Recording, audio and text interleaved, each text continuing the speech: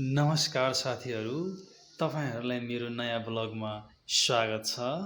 आज हामी गइरहेका छौँ केदारनाथ मन्दिर जुन भक्तपुर जिल्लामा अवस्थित छ।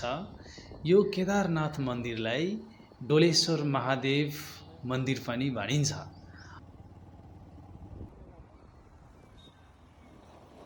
अहिले हामी भक्तपुर जिल्लाको सूर्य विनायक चोकमा आइपुगेका छौँ।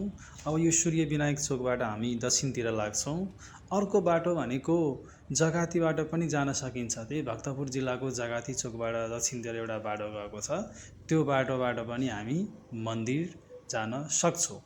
र अर्को कुरा साथीहरूलाई के जानकारी गराऊ, यो सूर्य विनायक चोक वा जगातीबाट कुनै पनि ठाउँबाट सार्वजनिक यातायात पाइँदैन। हामी मन्दिर पुग्नलाई हामीले अब रिजर्भ गरेर जानुपर्छ वा आफ्नो व्यक्तिगत सवारी साधन छ भने हामी त्यसमा जान सक्छौँ, किनभने सार्वजनिक यातायातको सुविधा त्यहाँ छैन। अब हामी गइरहेका छौँ, बाटोमै छौँ। अहिले बिहानको समय भएको कारणले अहिले बाटोमा खासै भिडभाड त छैन। त्यही भएर यो बाटो चाहिँ क्लियर छ। हामी मजाले गइरहेका छौँ। अन्ततः हामी डोलेश्वर महादेव मन्दिर आइपुगेका छौँ, जुन भक्तपुर जिल्लामा अवस्थित छन्। यसलाई केदारनाथ मन्दिर पनि भनिन्छ। अब मन्दिरमा प्रवेश गर्नुभन्दा अगाडि हामी पूजा सामग्री लिएर जान्छौँ। पूजा सामग्री लिएर हामी पहिला पूजा गर्छौँ त्यहाँ।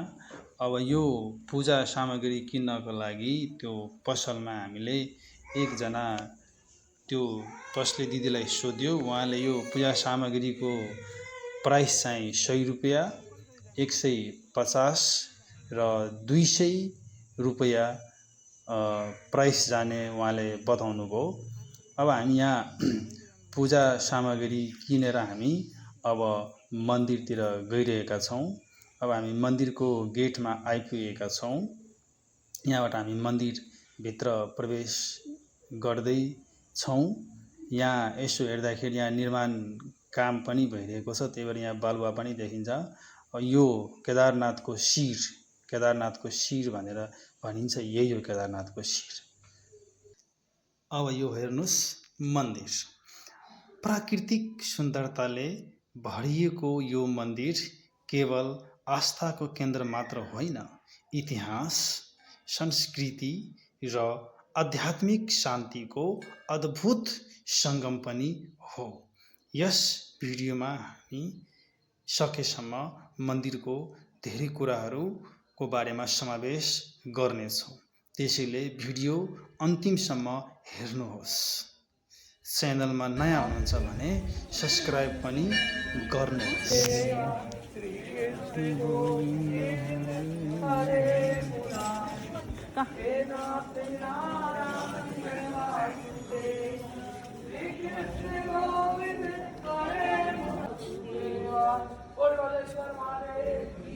जय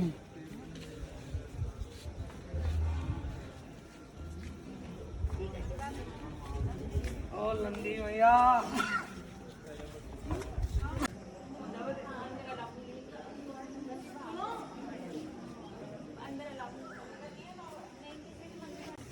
नेपाली खुल्ले लिया है ना। मन्दिरमा हाम्रो नेपाली दाजु तथा दिदी भाइ बहिनीहरू भन्दा पनि इन्डियाको मान्छेहरू धेरै आउनुहुन्छ। उहाँहरू लगभग यसो हेर्दाखेरि 90 देखि 95% इन्डियनहरू यहाँ आउनुहुन्छ हैन। उहाँ केदारनाथको मन्दिरको दर्शन गरेर यो मन्दिर दर्शन गरेपछि मात्रै त्यो पूर्ण हुन्छ भनेर एउटा जनविश्वास छ। त्यही भएर केदारनाथ मन्दिर घुमिसकेपछि, दर्शन गरिसकेपछि यहाँ हाम्रो नेपालको काठमाडौँमा भक्तपुरमा अवस्थित यो डोलेश्वर महादेव मन्दिर उहाँहरू दर्शन गर्न आउनुहुन्छ। किनभने यहाँ डोलेश्वरमा नि केदारनाथको शिर यहाँ भएको कारणले घाँटीसम्म उता केदारनाथ र यो शिर चाहिँ यहाँ भएको कारणले यहाँ दर्शन गरेपछि मात्रै त्यो दर्शन, केदारनाथको दर्शन पूर्ण हुन्छ भन्ने एउटा जनविश्वास भएको कारणले इन्डियनहरू यहाँ प्रायःजसो आउनुहुन्छ। अब यो मन्दिरमा मन्दिरको प्राङ्गणमा अरू देवी देवता अरू भगवानको पनि मन्दिरहरू यहाँ देख्न पाइन्छ। जस्तो कि गणेशको, अब लक्ष्मीनारायणको, यो काली माताको लगायत अरू पनि भगवानको यहाँ हामी शालिग मन्दिर देख्न सक्छौँ। यो लक्ष्मीनारायण भगवानको मन्दिर हो। अब यो लगायत अब अरू पनि भगवानको मन्दिरहरू यहाँ देख्न सकिन्छ। वहाँ अब यो चाहिँ अब भोले बाबा शम्भु भोले बाबाको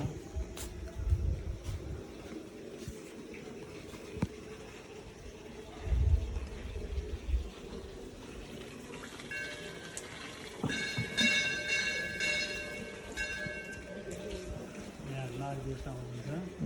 नागदेवताको मूर्ति हेर्नुहोस्, साक्षात् नागदेवता प्रकट भएको जस्तो देखिन्छ यहाँ।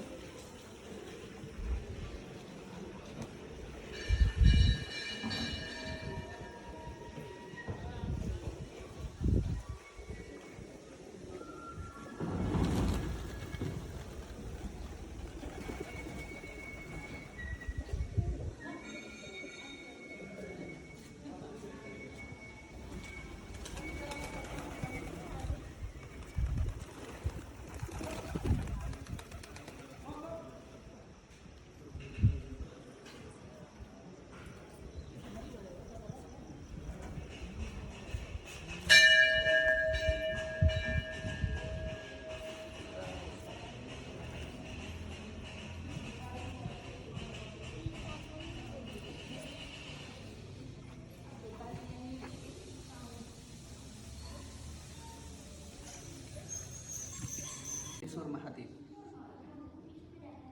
ऐतिहासिक अलिक हल्का कोट्याइदिनु कुरा। नेपालीमै भन्यो। हजुर, नेपालीमा हो। जुन भारतमा हुनुहुन्छ केदारनाथ, उहाँ शरीरको रूपमा हुनुहुन्छ। भारतमा भएको केदारनाथको शिर उहाँ छैन। हजुर शिर चाहिँ यहाँ डोलेश्वर महादेव हो। केदारको नाथ जो भारतमा हुनुहुन्छ, हजुर केदारनाथको दर्शन र डोलेश्वर महादेवको दर्शन गरिसकेपछि चाहिँ एउटा ज्योतिर्लिङ्ग पूर्ण हुन्छ, केदार ज्योतिर्लिङ्ग। त्यो कारणले डोलेश्वर महादेवको दर्शन, केदारनाथको दर्शन पूर्ण गर्नुको लागि, चारधाम यात्रा दर्शन पूर्ण गर्नुको लागि, द्वादश ज्योतिर्लिङ्गको दर्शन पूर्ण गर्नको लागि चाहिँ डोलेश्वर महादेवको दर्शन गर्न एकदम जरुरी छ। अनि खास गरी यहाँ सर कहाँको भक्तजनहरू आउँछन्? यहाँ त हजुरको यो धेरै ठाउँबाट आउनुहुन्छ। तपाईँको युरोपदेखि लिएर विशेष त भारतबाट धेरै आउनुहुन्छ भने हजुर त्यो बाहेक युरोपदेखि भक्तहरू आउनुहुन्छ। हाम्रो नेपाली त भइ नै हाल्यो, हजुर आउनु नै हुन्छ उहाँहरू त, होइन, आइ नै रहनुहुन्छ। पनि हिन्दू धर्मावलम्बीहरू अन्तर्गत चाहिँ जो भारतमा हुनुहुन्छ, भारतीय भक्तहरू, उहाँहरू चाहिँ एकदम व्यापक रूपमै आउनुहुन्छ यहाँ आउनुहुन्छ है। अनि यो के नेपालको केदारनाथ भन्दा हुन्छ होइन? नेपालको त केदारनाथै हो नि, केदारनाथको शिर हो नि त उहाँ। शिरै भयो नि केदारनाथको। केदारनाथ दुईवटा भागमा शिर भए पनि खासै केदारनाथ जस्तो यो फेमस हाम्रो अब यो केदारनाथ जस्तो फेमस हुँदैछ बिस्तारै बिस्तारै। अब किनभने हामीलाई लाग्छ इन्डियामा केदारनाथमा त एकदम खुट्टा टेक्ने ठाउँ छैन भन्नुहुन्छ। हामीले एउटा के विचार गर्नुपर्छ भने इन्डियाको भारतको जुन जनसङ्ख्या छ त्यसलाई पनि हामीले दाच्नुपर्ने हुन्छ, होइन। भारतमा तपाईँको 1 अरब 40 करोड जनसङ्ख्या भएको देश भारत हो कि होइन? हाम्रो भनेको त हजुरको 3 करोड हो। त्यो कारणले चाहिँ हामीले त्यसैलाई अनुमान गरेर दाच्नुपर्ने हुन्छ। तर यहाँ जति नै भक्तहरू आइरहनु भएको छ, व्यापकै आइरहनु भएको छ, जहाँसम्म लाग्छ। यो हिन्दू धर्मावलम्बीहरू यहाँ धेरै आउनुहुन्छ। त्यो लगायत अन्य धर्मावलम्बीहरू पनि आउनुहुन्छ कि यसो हेर्न? क्रिस्चियन धर्मका नि आउनुहुन्छ, किनभने हाम्रो यस मन्दिरमा चाहिँ कुनै पनि धर्मलाई त्यो बन्देज छैन। यो जुनसुकै धर्मले पनि यहाँ दर्शन गर्न सक्नुहुन्छ। धेरै देशबाट युरोपदेखि आउनुहुन्छ। हजुरलाई धेरै धेरै धन्यवाद। अब हामी 108 शिवलिङ्गको दर्शन गर्छौँ। यहाँ हेर्नुहोस् त, यो शिवलिङ्ग। अब हामीलाई थाहै छ हिन्दू धर्ममा शिवलिङ्गको विशेष महत्त्व हुन्छ। उहाँ एउटा बाबाजी हुनुहुन्छ, त्यो अन्नपूर्ण माताको मन्दिर यहाँ देख्न सक्नुहुन्छ तपाईँहरू। जय शम्भु बाबा। यो हेर्नुहोस्, जुत्ता चप्पल यहाँ राख्नुहोस्, जुत्ता चप्पल लगाएर यो भित्र प्रवेश गर्न पाइने यही हो 108 शिवलिङ। यो 108 शिवलिङ दर्शन तपाईँहरू गर्न सक्नुहुन्छ। उता पारी एउटा मन्दिर देखिन्छ, त्यो मन्दिर मनोकामना माताको मन्दिर हो। दर्शन हो गया आप लोग का? आप लोग दरभंगा से है? मधुबनी पता है हम लोग को। दरभंगा तो हम भी गए हुए हैं। घूमघाम हो गया, पूजा पाठ हो गया। दरभंगा से है? फैमिली टूर है क्या? इधर ही से है, नेपाल से। हम लोग इधर ही से है। बहुत अच्छा लगा है। कैसा है मंदिर इधर का? बहुत बहुत अच्छा है। केदारनाथ बहुत अच्छा है। बहुत सुंदर। पशुपतिनाथ मंदिर, ये मंदिर सब बहुत अच्छा है। उधर का दर्शन हो गया पशुपतिनाथ का? एक वो मंदिर भी अच्छा है। ये जो प्लेस है सबसे सुंदर हमको लग रहा है। प्लेस सुंदर है ये तीनों तरफ से जी, पहाड़ है, पहाड़ है जी, और बीच में यहाँ मंदिर है, इसलिए काफी सुंदर। बहुत सुंदर है।